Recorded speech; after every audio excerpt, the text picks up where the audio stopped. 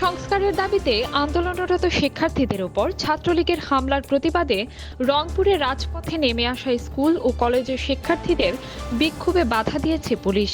এ সময় পুলিশের হামলায় কয়েকজন শিক্ষার্থী আহত হয়েছে।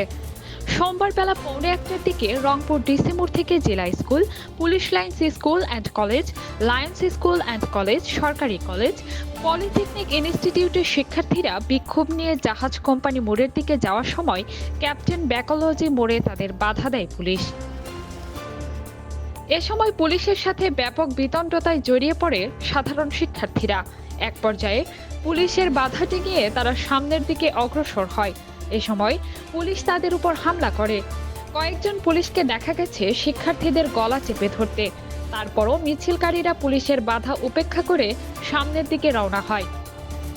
এরপর তারা পায়রা চত্বর, জাহাজ কোম্পানি মোড়, জীবন বীমা মোড়, শাপলা চত্বর, চারতলা মোড়, মেয়রের মোড় হয়ে লালবাগে যান।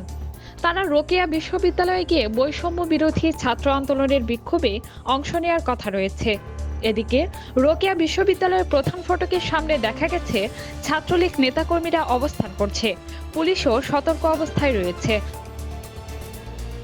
রংপুর মহানগর পুলিশের উপপুলিশ কমিশনার আবু মারুফ হোসেন জানিয়েছেন, তারা সতর্ক অবস্থায় আছেন। নিরাপত্তার কারণে তাদের বাধা দেওয়া হয়েছিল, কিন্তু তারা বাধা ডিঙিয়ে এগিয়ে গেছে। কাজী মিম, টিডিং বাংলা নিউজ।